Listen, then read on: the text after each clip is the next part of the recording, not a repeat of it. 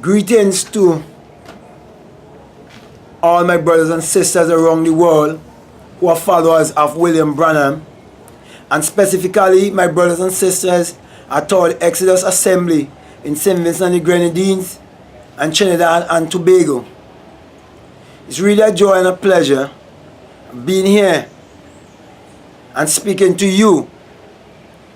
I know that I would not get across to everyone because I haven't been sent to bring this message of love to everyone. And this message of love is a message of rebuke. And it's also a challenge to you to put what I'm saying to the test. So basically, you've been receiving a message of theory and nothing to put to the test. And I am giving you something to put to the test. And if you are open-minded enough and willing to put it to the test, you'll be fulfilling 2 Corinthians 13 and 5 that says, put it to the test, see if you're in the faith or not. Don't you know that Jesus Christ is in you? Because basically what I'm saying to each and every one is that Jesus Christ is in you. It's a power in you. And when that power awake in you, you will know that you're the Lord Jesus Christ. You will know that you're God in flesh. You will know that your human imagination is the creator and there's no other. You know that there's only one creative power. You will know what it means when it says that without him there was anything made that was made. And the reason it is using a personal pronoun, it is because when it is fulfilling, it is fulfilling in you as a person. That's why the mystics use personification. So you all are taking personification for persons, and you're taking allegory for history. And the white man did it purposely to keep you in psychological slavery. So you can worship an idol. You can worship a God outside yourself. So, my friends, all the followers of William Branham, and specifically my brothers at all Exodus, the Bible have no reference to anyone have ever existed thousands of years ago, or any event that ever took place upon earth. The Bible addresses the human mind. And the message of William Branham was both exoteric and esoteric. The exoteric is what was fed to black people. The esoteric is what the white people kept to themselves to make millions and millions of dollars from you. And to have you saying no sex before marriage and all of these things, which I will speak on a little bit more, right? While they were building the pornography industry and come back and build their hotels and so on, to employ you as waiters and waitresses and bartenders and so on, because they've been training you in school to have an employee mentality, not an employer's mentality, an employee mentality. Okay? So slavery has never stopped. Okay? And all my brothers and my sisters in all Exodus Assembly who are still in slavery, I'm saying to you, it is high time for those of you who want to rise yourself up to a higher level of consciousness and stop camping around Vin and around William Branham and talking about denomination when you yourself is a denomination, and think that William Branham was speaking about the denominational organization. He was talking about you organizing yourself and becoming limited. Oh my God.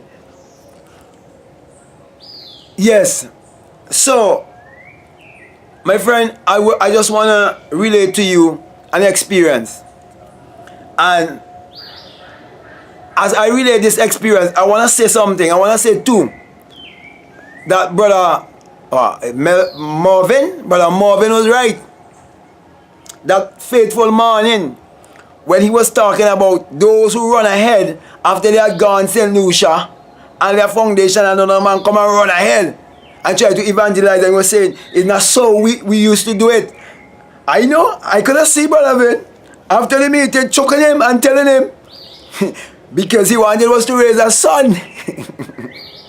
That call himself up here Timothy. And the minister say he's Titus. Okay? But he was right on point. Because I want to share experience to you. When we went to St. Lucia, there was a certain guy who I would have spoken to. And we have went over there, myself, Walters, and some of the other brethren. And he so much wanted to like do something to impress Vin, which is something he have always been doing.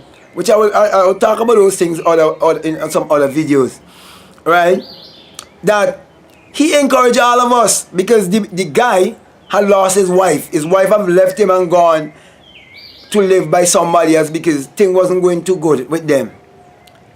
And he didn't want to follow a Christian pathway without a wife because he wanted sex. With you brothers, you all know you all getting married because you want sex. And nothing wrong with that, because when you suppress sex and sexuality, trust me, that will happen. Okay?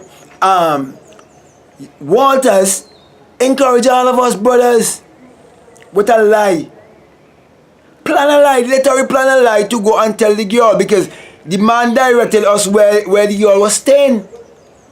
And when they under the disguise as if we were social workers, I didn't go, I stay back. Walters and two more brothers went and lied to the girl and talk about and tell her that they were social workers.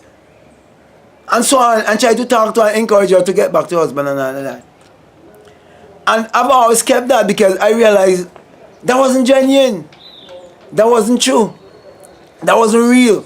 That's not how you go about doing things.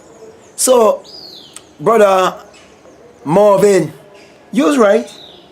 I know people that say, I can't remember, I didn't remember. I remember, and I know what you was trying to say. And I know Brother Ben didn't like what you was trying to say. And I know many of you brothers used to pick up the brother of his spirit, you know, which is his energy. And I'm not saying anything negative. I follow that brother and listen to his messages so careful. That brothers and sisters who've been walking in that same message, if you ask them what the man used to preach, I can tell you what used to be preached. Where Brother Ben used to preach. And I know many of you, as Brother Ben tell you all, many of you don't follow, many of you don't understand what we're preaching.